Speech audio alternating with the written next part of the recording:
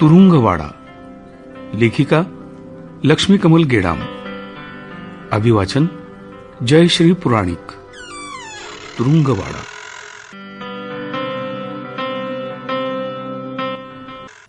मिशीतल्या मिशीत हसत आबाजी बोलले. आबाजीचं हे बोलणं ऐकल्यावर विनायकराव बैठकीतून उठून आत आले. तिच्या आईजवळ जाऊन काहीतरी बोलले. मग दोघंही तिच्याजवळ आले. तिला म्हणाले,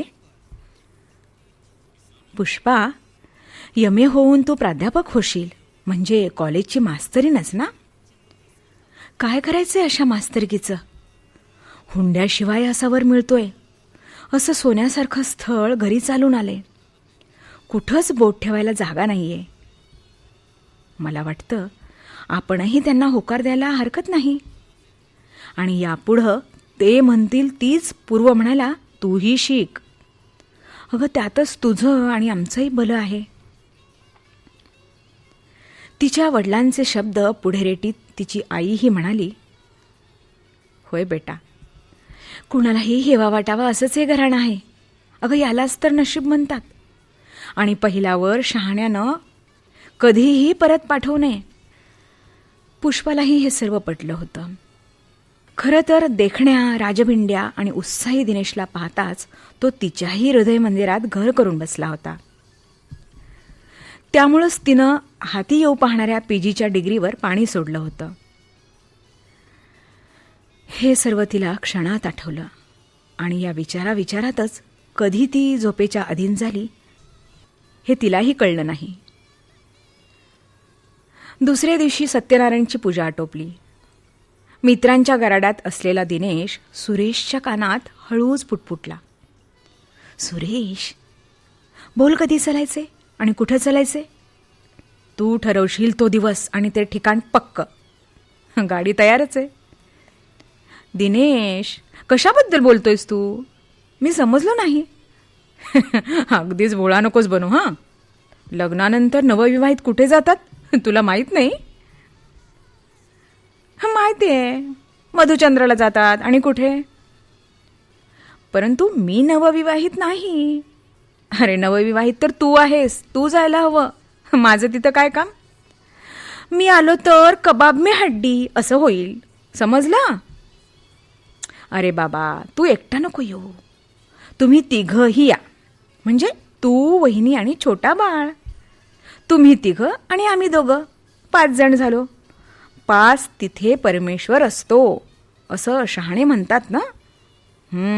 आता ठरलं. हे बघ, तू आता अजिबात आडेवेडे घेऊ नकोस. उद्याला सायंकाळी निघायचंय. तू ठिकाण सांग, नाहीतर मी तर ठरवलेलंच आहे. कोल्हापूर, तुळजापूर, पंढरपूर. अरे शहाण्या, एखादं हिल स्टेशन गाठ. हे काय कोल्हापूर, गाणगापूर आणि पंढरपूर, पूर काय घेऊन बसलायस? तुम्ही तिथं जाऊन दोघं भजन करणार आहेत की काय? सांग मला. अरे बाबा, त्यानिमित्तानं कुलदेवतेचं दर्शन होईल आणि वाटेत लागणारी ऐतिहासिक स्थळंही पाहता येतील. बरं बाबा, तुला कुठं जायचंय तिथे जा तू. पण मला नाही यायला जमणार. हां, अरे 3 महिन्यांच्या छोट्या बाळाला घेऊन यायला शीला नाही तयार होणार. पाळण्यात लोळण्याचे त्याचे दिवस आहेत. प्रवासाची दगदग त्याला कशी सोसणार? सुरेश, तुला त्याची काळजी नको. मी गाडीत पाण्याची व्यवस्था करीन. बघच तू. आणि तू तयार असल्यावर वहिनी आपोआपच तयार होतील. तू बॅग भरून तयार राहा. ट्रॅक्सही तयारच आहे. सुरेश, तुला त्याची काळजी नको. मी गाडीत पाण्याची व्यवस्था करीन. बघच तू. आणि तू तयार असल्यावर वहिनी आपोआपच तयार होतील. हे बघ, मी तुला सांगतोय, तू बॅग भरून तयार राहा. ट्रॅक्सही तयारच आहे. दिनेशने दिलेल्या या हुकूम वजा निर्णयावर सुरेश मुकाट्यानं तयार झाला. बाकी मित्र त्यांचं संभाषण लक्षपूर्वक ऐकत होते. कारण सुरुवातीच्या यांच्या कानगोष्टींचं रूपांतर चर्चेत केव्हा झालं याचं दोघांनाही भान नव्हतं. ट्रॅक्समध्ये पुढच्या आणि पाठीमागच्या सीटच्या मधल्या जागेत दोन्ही बाजूंच्या कड्यांना सीटवर बसल्या बसल्या झोका देता येईल आणि बाळावरही नजर पोचेल अशा पद्धतीनं नॉयलॉनच्या दोरीचा पाळणा बांधला होता. आबाजी आणि आत्याला नमस्कार करून दिनेश आणि पुष्पा गाडीत बसले. पाठोपाठ सुरेश आणि बाळाला घेऊन शीलाही. दिनेश आत्याला म्हणाला, आत्या, आम्ही परत येईस्तोवर वाड्यात थांब. गावाला परत जायची घाई नको करूस. पोरा, जगले वाचले तर बारसेला येईन मी, पण आत्ता तर मला गेलंच पाहिजे. शकू बाळणपणासाठी आली, बैल हटकरी नाही पोरगी. कमी जास्त काही झालं तर तिच्या घरचे लोक काय म्हणतील. आत्याच्या या निर्णयावर दिनेशला काहीच बोलता येईना. आठवडा संपूर्ण प्रवासात जाईल, काळजी करू नका असं आबाजीला सांगून त्यानं गाडी सुरू केली. पुढं 2-3 दिवसातच दिनेश आणि पुष्पा प्रवासाहून परत आले. आबाजी, धोंडू, रखमा सर्वच जण त्यांच्याकडे आश्चर्याने पाहत होते. वाड्याच्या अंगणात गाडी उभी होती. धोंडू गाडीतील सामान उतरून घ्यायला पुढं गेला. सुरेश आणि शीला दिसत नाहीत. शांतपणे आबाजीनं दिनेशला विचारलं. आधी त्यांना घरी पोहोचून दिलं आणि मग आम्ही इकडे आलो. थकल्या आवाजात दिनेशनं उत्तर दिलं. पुष्पाही काही न बोलता आत निघून गेली. रखमानं त्यांना प्यायला पाणी दिलं. नंतर चहा करून आणला आणि ती स्वयंपाकाच्या तयारीला लागली. इतक्या लवकर झाली सगळी स्थळं बघून? हं? त्या शांततेत आबाजींचा आवाज घुमला. हो हो, नाही म्हणजे आम्ही तुळजापूरहूनच परत आलो. पुढे कधीतरी कोल्हापूर. बोलता बोलताच दिनेश बाथरूमकडे निघून गेला. जेवण वगैरे आटोपल्यावर पुष्पा एकटीच बेडरूममध्ये आराम करीत होती. तिच्या चेहऱ्यावरील अस्वस्थता लपून राहत नव्हती. रखमा तिच्याजवळ जाऊन म्हणाली, बाईजी, परवासाचं लईच तरच झालं का? लईच थकल्यावानी दिसता. देऊ काय थोडंसं तेलमेल अंगाले चोळून? हां, त्यानं जरा अशी हुशारी वाटेल तुम्हाला. आणि आता ह्या वक्ताले आराम करायचं सोडून दादासाहेब तरी कुठं गेलेसे म्हणावं. हां. बोलता बोलताच रखमा तेलाची बाटली घेऊन आलीही आणि पुष्पाला म्हणाली, हो बरं जरा पालथ्या, पाठीले कमरीले देतो साजरं तेल चोळून. नको नको, अगं नको नको रखमा, असू दे, इथं बैस माझ्याजवळ. असं म्हणतच पुष्पानं रखमाचा हात आपल्या हातात घेतला. नुसतीच काय तुमच्या तोंडाकडे पाहत बसू? तुम्ही आल्या तेव्हापासून नुसत्या गुमसुमच हात. परवासातल्या काही गमती जमती सांगान तर तुमच्याजवळ बसण्यात काही मजा. हां. सूचक नजरेनं पुष्पाकडे पाहत आणि पुष्पाला बोलतं करावं या उद्देशानं रखमा बोलली, अगं रखमा, कसली मजा आणि कसलं काय. प्रवासाचा सारा आनंदच गेला बघ. तुळजापूरहूनच आम्ही परत आलोय. पुढे जाण्याची इच्छाच झाली नाही आणि कोल्हापूर वगैरे मग आम्ही कॅन्सलच केलं. आव, इतक्या खुशीनं गेल्या होत्या आणि असं काय घडलं म्हणते मी. हां, नाहीतरी दादासाहेबाले ड्युटी पुढे समजच फिक्क आहे. आता तरी वाटलं होतं का तुम्ही सांगते हात. हां, पर स्वभाव तर स्वभावच. अगं रखमा, तू समजतेस तसं काहीही नाही. ठरवलेली सर्व स्थळं आम्ही बघणार होतो, परंतु आमच्या साऱ्या आनंदावर विरजणच पडलं. जाऊ दे, झालं गेलं पार पडलं. दीर्घ सुस्कारा सोडीत पुष्पा बोलली, बाईजी, बाईजी, तुम्ही असं कोड्यातनं बोलता, माया कसं जी पसनी पडन. हां, अव स्पष्ट काही सांगतान तेव्हा काही उपाय मला सांगता येईन. हां. काकुळतीला येऊन रखमा बोलली, अगं पहाटे पहाटे आम्ही तुळजापूरला पोहोचलो. धर्मशाळा बुक केली. जरा वेळ तिथं आराम केला. साधारण 10च्या सुमारास आम्ही सर्व मंदिरात गेलो. तिथं पावन कुंडाखाली सर्वांनी आंघोळी केल्या. फ्रेश मूडमध्येच पूजेचं सामान खरेदी केलं. मंदिरात जाऊन देवीची ओटी भरली. बाहेर येऊन मी प्रसाद वाटू लागले. तेवढ्यात एक मनुष्यही पेढ्याचा पुडा घेऊन प्रसाद वाटायला आला.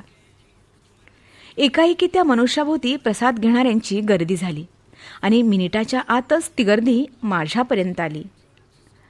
मले प्रसाद द्या, मले प्रसाद द्या असं म्हणणाऱ्यांचा एकच गलका झाला. माझ्या हातातील प्रसाद जणू हिसकावूनच घेऊ लागले ते सर्व. त्यांनी केलेली ही झोंबाझोंबी पाहून वरून जसे फाटक्या कपड्यातील वाटतात तसेच अर्धपोटी भुकेलेही असतील, गरीब बिचारे असं समजून मीही मोठ्या आदरानं त्यांना प्रसाद देत होते. नंतर मी कुंकू, बांगड्या खरेदी केल्या आणि एका हॉटेलमध्ये चहा आणि नाश्ता करायला मी थांबलो. तिथं ह्यांचं लक्ष माझ्या गळ्याकडे गेलं. ते मला म्हणाले, पुष्पा, तुझं मंगळसूत्र कुठं आहे? काढून ठेवलं? मी गळ्याला हात लावून पाहिला. माझा गळा ओकाबोका होता. मी घाबरले. अगं, आमचं सर्वांचंच लक्ष खाण्यापिण्यातून उडालं. आपण सर्व असताना हे झालं कसं? केव्हा झालं? आणि कसं काय? वेळीच कसं नाही लक्षात आलं कुणाच्या? आमची चर्चा हॉटेल मालकाच्या कानापर्यंत गेली. तो म्हणाला, इथं आजूबाजूच्या गावचे चोर उचके नेहमीच येतात. त्यांचा धंदाच चोरीचा. त्यामुळं नवीन यात्रेकरू बघून ते गर्दी करतात. कधी दर्शनाच्या निमित्तानं तर कधी प्रसाद वाटण्याच्या निमित्तानं. 8-10 जणांची टोळी असल्यामुळं प्रत्येक जण मोठ्या सफाईनं आणि चलाखीनं आपापले हेतू साध्य करतात. हे प्रकार इथं नेहमीच झालेत. बरेचदा ते तिखट पावडरही नवख्या व्यक्तींच्या डोळ्यात फेकतात म्हणे. अशा वेळी ज्याच्या डोळ्यात तिखट जातं त्या व्यक्ती डोळे चोळत बसतात आणि तिखट फेकणारे आपला हेतू साध्य करून पळ काढतात. रखमा, आम्हीही तिथं नवखेच होतो ना ग. त्यामुळं आम्हीही त्यांच्या जाळ्यात सापडलो आणि हे सगळं रामायण घडलं. पुढचा आमचा प्रवासाचा मूडच गेला बघ. आलो मग गावाला परत. एकतर सोन्याचं मंगळसूत्र गेलं आणि शिवाय माझ्यामुळं या सर्वांना परत यावं लागलं. खूप वाईट वाटतंय ग रखमा. ह्या गोष्टीचं खरंच खूप वाईट वाटतंय. हे सर्व सांगताना पुष्पाला हुंदका आवरणं कठीण झालं होतं. रखमानं तिला मायानं थोपटलं. जणू यावेळी त्यांचं नातं मालकीण आणि नोकराचं नव्हतं, तर आई आणि मुलगी, बहिणी बहिणी किंवा मैत्रिणी असंच अतिशय जिव्हाळ्याचं असं. लढू नको बाईजी, लढू नका. उग्या राहा, उग्या राहा. पण काही म्हणा बाईजी, देवाच्या वाटेनं मंगळसूत्र चोरीला जाणं म्हणजे चांगली चिन्ह नाही. सौभाग्याचं चिन्ह राहते ते. आणि अशा चोर उचक्याच्या हाती लागणं म्हणजे हा कोणच बरा नाही. रखमा चाचरत बोलली. जणू पुष्पाच्या सौभाग्यावर डाकाच पडणार आहे की काय अशी भीती तिच्या शब्दातून व्यक्त होत होती. अगं रखमा, हे मला म्हणालेत, तू काही काळजी करू नकोस. तसल्याच डिझाईनचं मी दुसरं मंगळसूत्र करून घेईन. आजीबाई, तुमचं मन राखासाठी ते लाख बोलला असन. तसे त्याच्या जवळ धनाची काय कमी आहे होय. पण लग्नाले 1.25 महिना व्हायचाच तर मंगळसूत्र चोरीला गेलं. लई भंगाळ झालं बाई. तसं पाहिलं तर सोनं चोरीला जाणं म्हणजे बरं नाही आणि सापडलेलं बी बरं नाही. बोहाऱ्यानं असं करण्यापरस तोंडानं मागता काही. दादासाहेबानं काही रुपये पैसे त्याला दिलेच असते. पण बोहाऱ्याचे नेतच बोहारी, धंदाच चोरीचा. स्वतःशी संवाद साधावा तशी रखमा बोलली. तुरुंगवाडा. लेखिका लक्ष्मी कमल गेडाम. अभिवाचन जयश्री पुराणिक. तुरुंगवाडा.